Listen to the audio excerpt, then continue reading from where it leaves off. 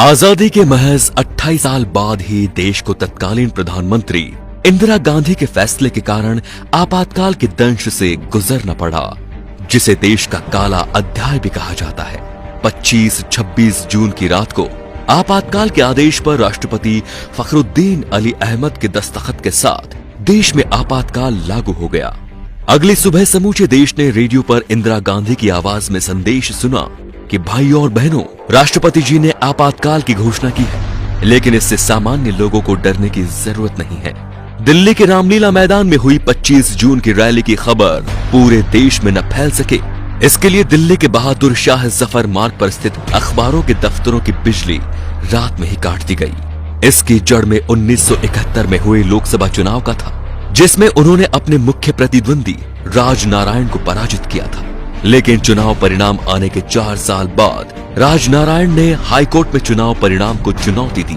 12 जून 1975 को इलाहाबाद उच्च न्यायालय के न्यायाधीश जगमोहन लाल सिन्हा ने इंदिरा गांधी का चुनाव निरस्त कर उन पर 6 साल तक चुनाव न लड़ने का प्रतिबंध लगा दिया और श्रीमती गांधी के चिर प्रतिद्वंदी राजनारायण सिंह को चुनाव में विजय घोषित कर दिया।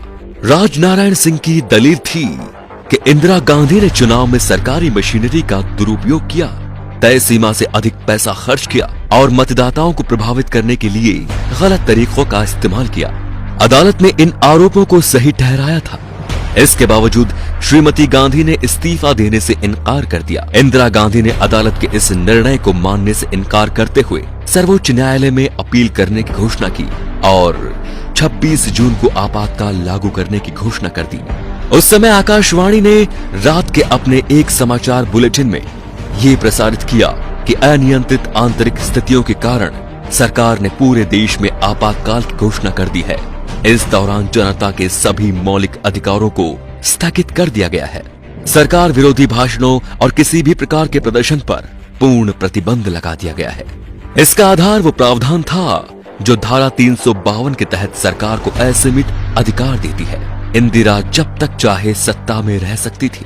लोकसभा विधानसभा के लिए चुनाव की जरूरत नहीं थी। मीडिया और अखबार आजाद नहीं थे। सरकार कैसा भी कानून पास करा सकती थी। मीसा और DIR के तहत देश में 1 लाख से ज्यादा लोगों को जेलों में ठूंस दिया गया।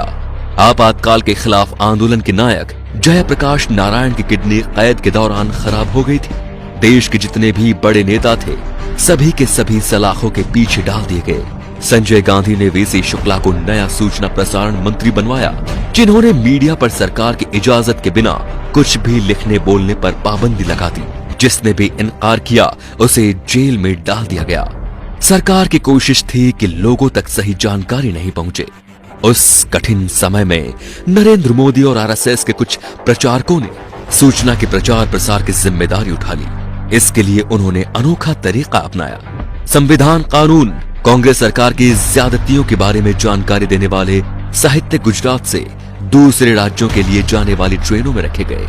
ये एक जोखिम भरा काम था, क्योंकि रेलवे पुलिस बल को संदिग्ध लोगों को गोली मारने का निर्देश दिया गया था। लेकिन नरेंद्र मोदी और अन्य प्रचारकों द्वारा इस्तेमाल की गई तकनीक कारगर रही। एक तरफ देश भर में सरकार के खिलाफ बोलने वालों पर जुल्म हो रहा था, तो दूसरी तरफ संजय गांधी ने देश को आगे बढ़ाने के नाम पर 5 सूत्रीय एजेंडे परिवार नियोजन, दहेज प्रथा का खात्मा, वयस्क शिक्षा, पेड़ लगाना, जाति प्रथा उन्मूलन पर काम करना शुरू कर दिया था। कहा जाता है कि लोगों की जबरदस्ती नसबंदी कराई गई।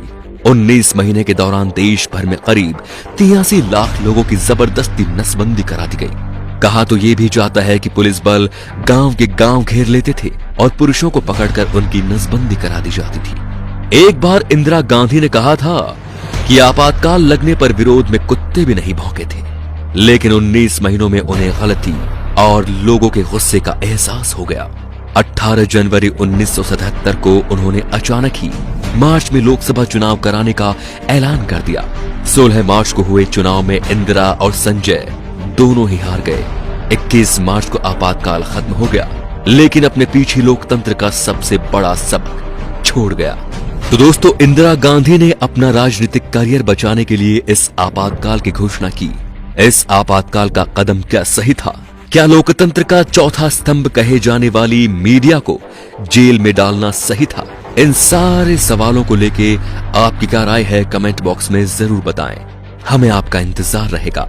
और वीडियो पसंद आया हो तो लाइक कीजिए और वीडियो को शेयर जरूर कीजिए। धन्यवाद।